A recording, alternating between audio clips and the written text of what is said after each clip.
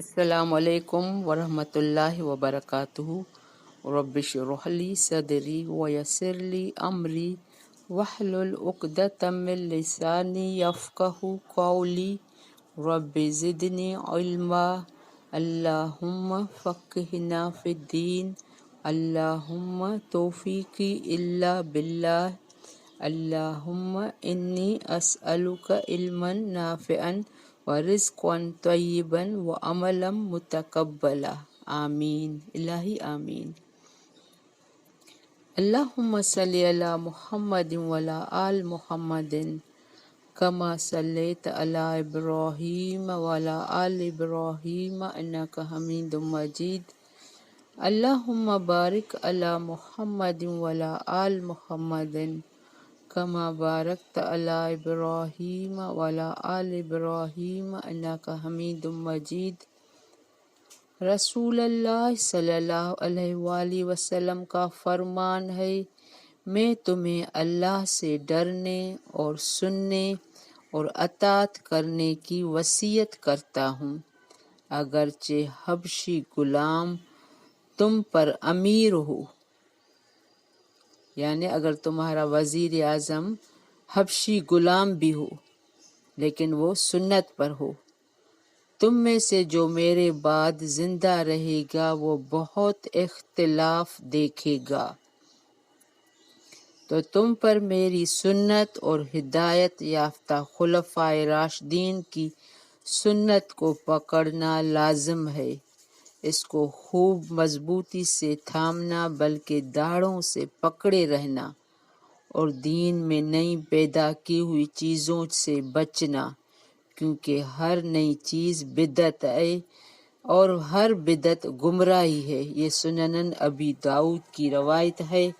تو ہمیں وہی چیز اپنانی ہے جس کو آپ صلی اللہ علیہ وآلہ وسلم، خلفائے راشدین، صحابہ کرام نے کیا، اس سنت کو اپنانا ہے۔ بارک اللہ فی۔ آج کی تجوید اسٹارٹ کر رہے ہیں۔ آیت ہماری 58 سورۃ آل عمران۔ ہم نے اسٹارٹنگ میں پڑھا تھا کہ یہ سورت مدنی ہے، اس کی تمام آیتیں مختلف اوقات میں ہجرت کے بعد اتری۔ اس کا ابتدائی حصہ یعنی 83 آیات تک اس عیسائیوں کے وفد نجران کے بارے میں نازل ہوا ہے، جو 9 ہجری میں نبی کریم صلی اللہ علیہ وآلہ وسلم کی خدمت میں حاضر ہوا تھا۔ عیسائیوں نے آ کر نبی کریم صلی اللہ علیہ وآلہ وسلم سے اپنے عیسائی عقائد اور اسلام کے بارے میں مذاکرہ و مباحثہ کیا، جس کا رد کرتے ہوئے انہیں دعوت مباہلہ بھی دی گئی، جس کی تفصیل آگے آئے گی۔ اسی پس منظر میں قرآن کریم کی ان آیات کا مطالعہ کیا جائے تو وہ آیات مباہلہ آج آئے گی۔ یہ 9 ہجری میں ڈیلیگیشن کا سال ہے، بے شمار ڈیلیگیشن آئے، گروہ در گروہ لوگ مسلمان ہوئے۔ تو یہ آج اس کی سلسلے کی آیتیں ہیں جو ہم پڑھ رہے ہیں۔ پہلے تجوید اسٹارٹ کر رہے ہیں، پھر اس کے بارے میں ہلکی پھلکی تفصیل کریں گے۔ اعوذ باللہ من الشیطان الرجیم،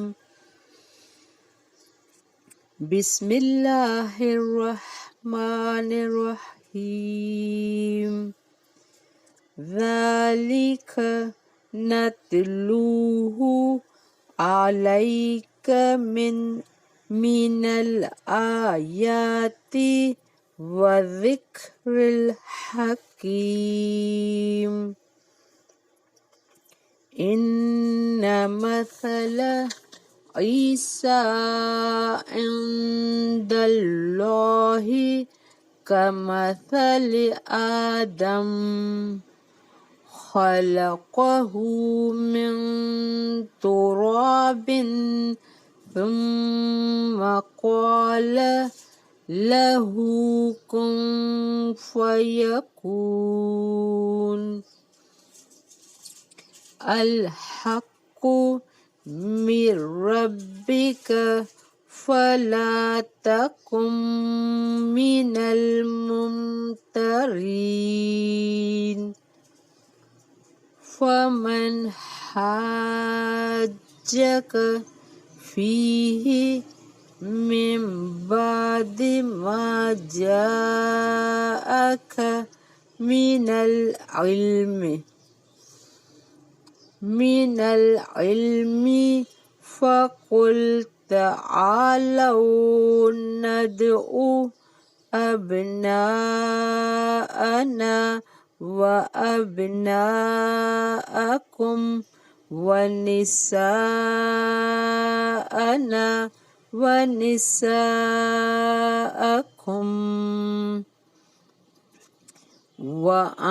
وأنفسنا وأنفسكم ثم نبتهل فنجعل لعنة الله على الكاذبين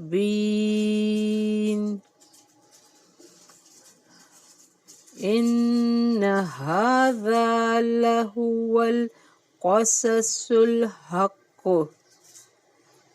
وما من إله إلا الله وإن الله لهو العزيز الحكيم فإن تولوا فإن الله علیم بالمفسدین۔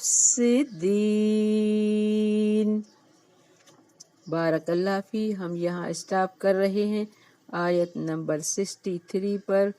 ہم نے اسٹارٹ کیا تھا آیت نمبر 58 سے ذالک نتلوہ، یہ تلاوت کرتے ہیں علیہ کا آپ پر، کس پر؟ آپ صلی اللہ علیہ وآلہ وسلم کو یہ ساری قصے بتائے جا رہے ہیں کہ آپ جب نبی بنیں گے تو آپ کو بہت مسائل مشکلات ہوں گی، کیونکہ یہ نبی عیسیٰ علیہ السلام کا آنا، آدم علیہ السلام، ابراہیم علیہ السلام، اس میں بہت ہزاروں سالوں کا فرق ہے۔ تو یہ آپ کو نبی کو سارے قصے بتا کے، تاکہ آپ کو جب بھی اگینسٹ کا سامنا ہو، مخالفت کا سامنا ہو، تو آپ لوگ کے پاس لوگوں کے دلائل ہوں کہ تم سے پہلے جو نبی گزر چکے ہیں ان کے ساتھ کیا ہوا۔ تو یہ نتلو، ہم تلاوت کرتے ہیں اسے علیہ کا آپ پر، من الآیات، آیات میں سے، والذکر الحکیم، اور ذکر بہت حکمت والے سے۔ ذکر یہاں قرآن مراد ہے، ذکر سے زکریا کو کہتے ہیں۔ زکریا کی معنی ہے شرف، جس سے انسان کو اللہ کا قرب نصیب ہوتا ہے۔ تو ہمیں اللہ کا ہر وقت ذکر میں رہنا چاہیے، اس میں ہمارے لیے شرف ہے، عزت ہے۔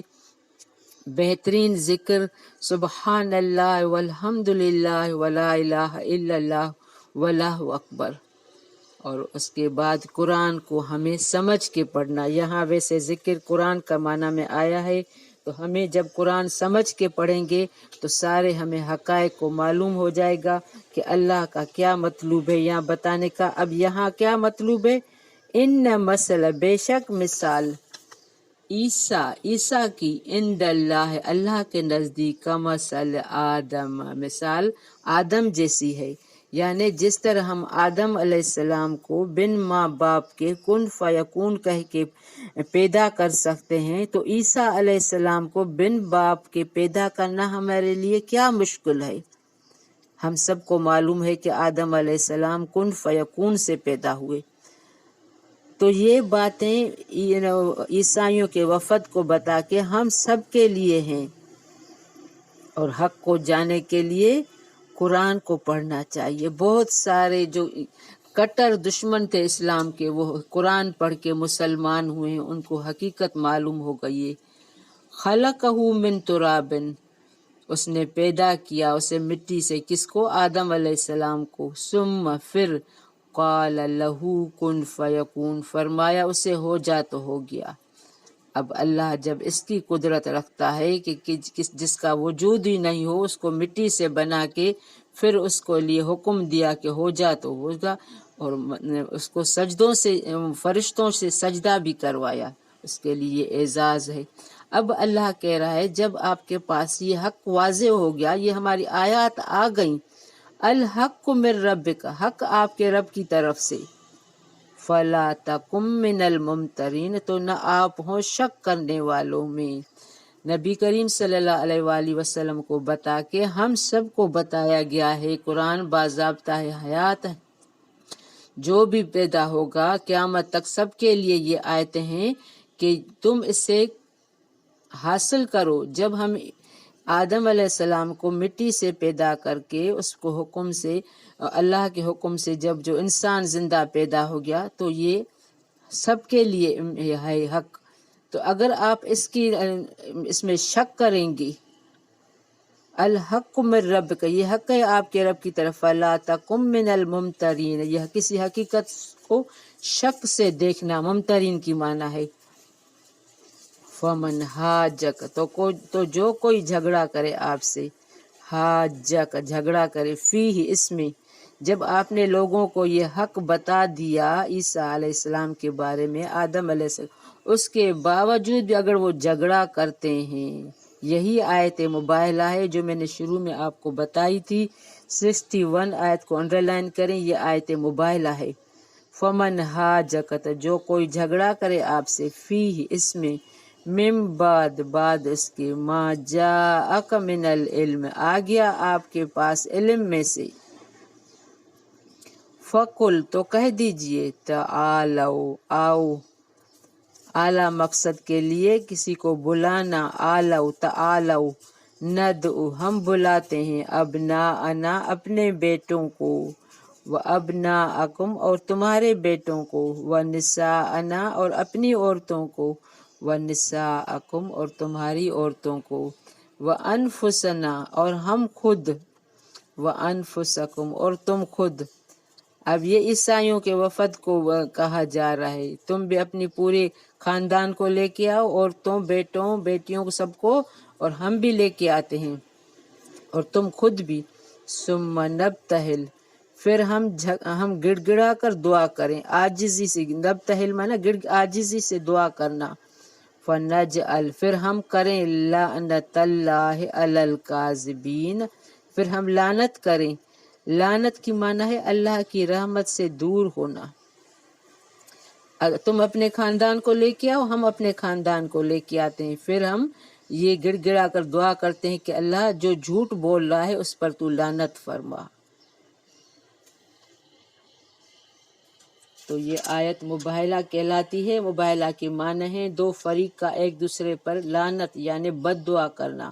مطلب یہ ہے کہ جب دو فریقوں میں کسی معاملے کے حق یا باطل ہونے میں اختلاف و نزاع ہو اور دلائل سے وہ ختم ہوتا نظر نہ آتا ہو، تو دونوں بارگاہ الہی میں دعا کریں کہ یا اللہ ہم دونوں میں سے جو جھوٹا ہے اس پر لعنت فرما۔ اس کا مختصر پس منظر یہ ہے کہ 9 ہجری میں نجران سے عیسائیوں کا ایک وفد نبی کریم صلی اللہ علیہ وآلہ وسلم کی خدمت میں حاضر ہوا، اور حضرت عیسیٰ علیہ السلام کے بارے میں وہ جو گلو آمیز عقائد رکھتے تھے، یعنی ان کو حضرت عیسیٰ علیہ السلام اور مریم کو اللہ سے ملا دیا تھا کہ وہ بن باپ کے پیدا ہوئے ہیں، بی بی مریم کو بھی انہوں نے اللہ سے ملا، ان کے غلط عقیدے تھے، اس پر بحث و مناظرہ کرنے لگا۔ بالآخر یہ آیت نازل ہوئی اور نبی کریم صلی اللہ علیہ وآلہ وسلم نے انہیں مباہلہ کی دعوت دی۔ حضرت علی رضی اللہ، حضرت بی فاطمہ اور حضرت حسن حسین رضی اللہ عنہ کو بھی ساتھ لیا، اور عیسائیوں سے کہا کہ تم بھی اپنے اہل و عیال کو بلا لو، پھر مل کر جھوٹے پر لعنت کی بد دعا کریں۔ عیسائیوں نے باہم مشورہ کے بعد مباہلہ کرنے سے گریز کیا اور پیشکش کی کہ آپ ہم سے جو چاہتے ہیں ہم دینے کے لیے تیار ہیں۔ چنانچہ نبی کریم صلی اللہ علیہ وآلہ وسلم نے ان پر جزیہ مقرر فرما دیا، جس کی وصولی کے لیے آپ صلی اللہ علیہ وآلہ وسلم نے حضرت ابو عبیدہ بن جراح رضی اللہ کو، جنہیں آپ صلی اللہ علیہ وآلہ وسلم نے امین امت کا خطاب عنایت فرمایا تھا، ان کے ساتھ بھیجا۔ اس سے اگلی آیت میں اہل کتاب یہودیوں اور عیسائیوں کو دعوت توحید دی جا رہی ہے۔ ان ھذا لہو القصص الحق، یہ اوپر بتا کے بے شک یہ البتہ وہ قصے ہیں جو سچے ہیں، یہودیوں کو بتایا جا رہا ہے۔ اب وہ تھوڑا لائن پہ آ گئے ہیں، جب آپ صلی اللہ علیہ وسلم نے جب مباہلہ کی دعوت دی نا، تو اب وہ تھوڑا لائن پہ آ رہے ہیں۔ تو بے شک یہ البتہ قصے ہیں جو سچے ہیں، یہودیوں اور عیسائیوں کو بتایا جا رہا ہے۔ وما من الا اللہ، اور نہیں کوئی اللہ برحق سوائے اللہ کے، یعنی اب تم توحید کا سبق دیا جا رہا ہے کہ بی بی مریم بھی اللہ کی مخلوق ہیں، عیسیٰ علیہ السلام بھی اللہ کے بندے ہیں، ان کو اللہ نے اپنے حکمت سے، اپنی معجزات سے پیدا کیا ہے، اور یہ سچے قصے ہیں، اور تم صرف اللہ کی عبادت کرو، نہیں کوئی اللہ بر سوائے اللہ کے۔ وَأَنَّ اللَّهَ لَهُوَ الْعَزِيزُ الْحَكِيمُ، بے شک اللہ البتہ وہ بہت زبردست ہے، خوب حکمت والا ہے۔ فَإِن تَوَلَّوْا، پھر اگر وہ منہ پھر جائیں، اب اتنا بتانے کے بعد بھی یہاں اللہ کہہ رہے ہیں پھر اگر وہ منہ پھیر جائیں، فَإِنَّ اللَّهَ عَلِيمٌ بِالْمُفْسِدِينَ، تو اللہ خوب جاننے والا ہے فساد کرنے والوں کو۔ اب جو اتنی نالج ملنے کے بعد بھی، تو یہ آیتیں جب عیسائیوں کے پوپ پادری سنتے ہیں، پڑھتے ہیں، تو بہت سونے اسلام قبول کر لیا ہے، کیونکہ ان کے تورات انجیل میں ان کے جو تھے پادری جو تھے، انہوں نے یہ آیتیں چھپائی ہیں کہ ایک نبی آئے گا، ایک قرآن نازل ہوگا اس پر، تم اس پر ایمان لانا، یہ حقیقت یہ ہے۔ انہوں نے اپنی عوام سے یہ آیتیں چھپائی ہیں، اس کو نکال دیا ہے۔ اب صرف ہمیں قرآن پر ایمان لانا ہے، سب کو دعوت دینی ہے۔ بارک اللہ فی۔ السلام علیکم ورحمۃ اللہ وبرکاتہ۔